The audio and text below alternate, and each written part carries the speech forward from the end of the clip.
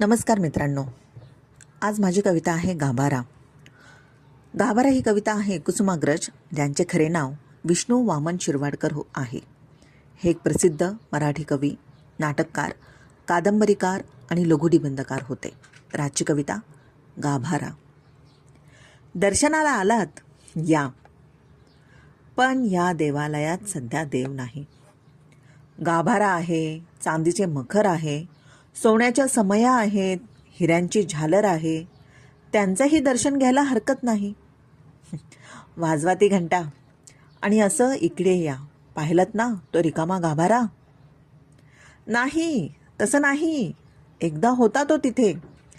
काकड आरतीला उठायचा, शेजारतीला झोपायचा, दरवाजे बंद करून बरोबर 12ला जेवायचा, 2 तास वामकुक्षी घ्यायचा. सारं काही ठीक चाललं होतं. रुपयांच्या राशी, माणिक मोत्यांचे ढीक पडत होते पायाशी. दक्षिण दरवाजाजवळ मोटारीचे भोंगे वाजत होते, मंत्र जागर गाजत होते.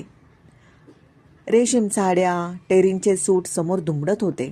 बँकेतले हिशेब हरणाच्या गतीने बागडत होते. सारं काही घडत होतं हवं तसं. पण एके दिवशी आमचं दुर्दैव्य.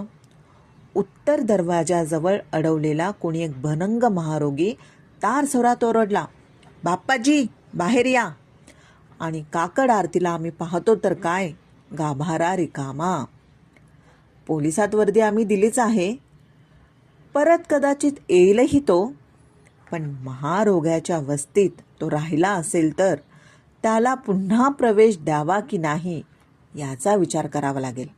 आमच्या ट्रस्टींना पत्र व्यवहार चालू आहे दुसऱ्या मूर्तीसाठी, पण तूर्त गाभाऱ्याचे दर्शन घ्या. तसे म्हटले तर गाभाऱ्याचे महत्त्व अंतिम असतं, कारण गाभारा सलामात तर देव 50.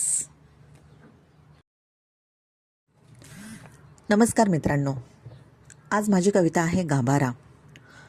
गाभारा ही कविता